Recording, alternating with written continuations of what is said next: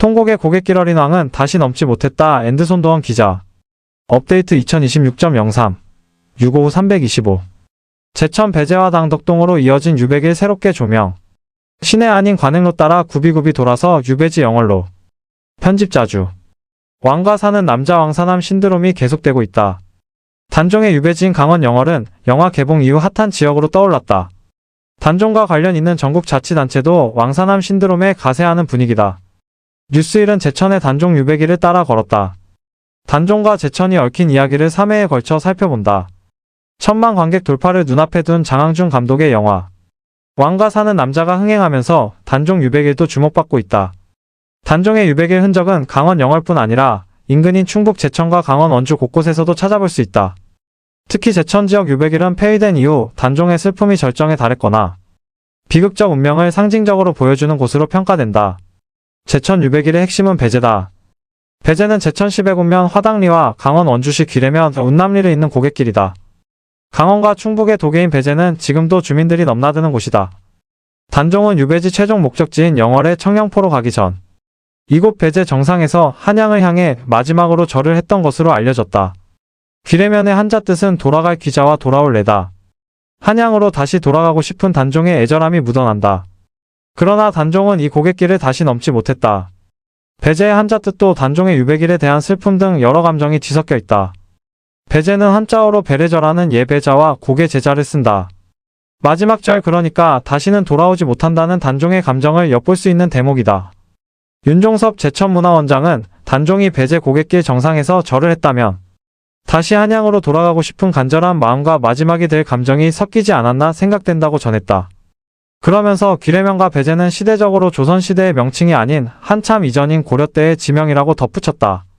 단종의 유백열은 제천에서 수일간 이어진다. 배제를 넘어 화당리 마을 즉 지금의 화당초등학교를 지나 덕동계곡 구력제 제천 백운과 원주 신림 도계를 넘어 다시 원주시로 이어진다. 제천 백운의 운악천을 따라 원주로 이동한 것이다. 그렇다면 단종의 유백열은 왜 구불구불 돌아 영월로 갔을까? 현재의 지도에서 원주 귀례면 영월 청량포까지 직선거리로 이동한다면 제천 시내를 지나야 한다. 하지만 단종은 원주 제천 원주 영월로 지나는 코스로 이동했다. 조선시대에는 관행로가 있었는데 이 길은 어가 행차나 공적 물자를 운반할 때 쓰였다. 단종 역시 굽이굽이 이어진 이 관행로를 이용해 이동하면서 종행을 반복했다는 게 역사학자들의 설명이다. 윤 원장은 당시 일반 서민이 관행로 들어섰다면 벌을 받았을 정도로 나라에서 엄하게 관리했다며 산적들도 감히 걷지 못한 길이어서 아마 단종이 관행로를 이용한 것 같다고 말했다. 왕과 사는 남자 앤드 이만순. 마을에 생사가 달린겨. 광천골 촌장 유해진 부는 유백액 유치에 목숨을 건다. 유백액이 오면 한양에서 관리들이 귀한 먹거리와 보물을 들고 찾아온다는 노루골 촌장의 말에 솔깃했던 것이다. 그는 첩첩산 중 광천골이 살 수 있는 길이라며 마을 사람들을 설득한다. 그는 관할을 찾아가 유백액을 보내달라고 매달리기도 한다.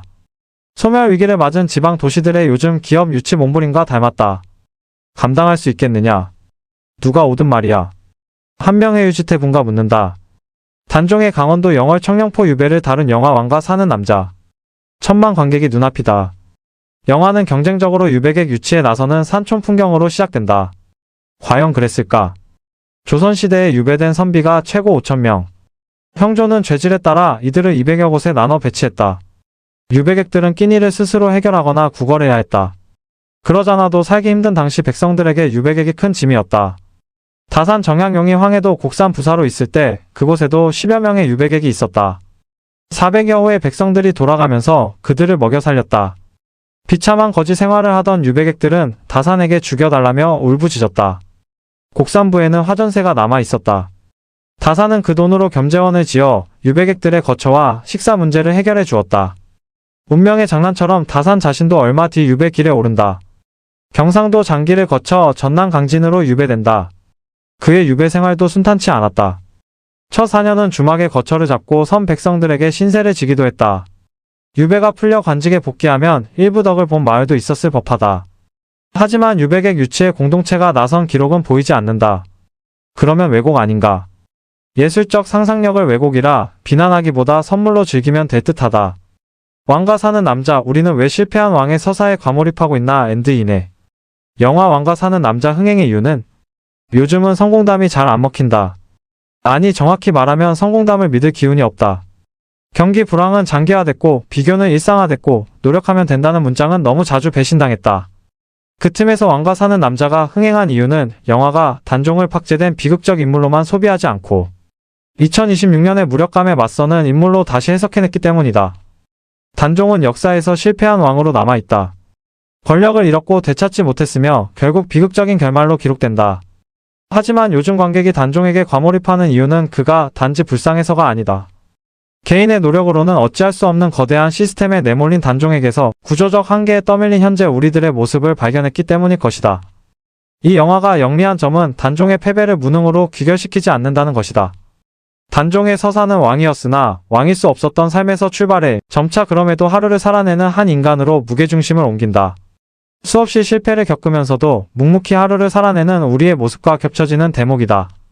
영화는 이 과정을 통해 실패의 시간 역시 결코 의미 없지 않다는 묵직한 위안을 던진다.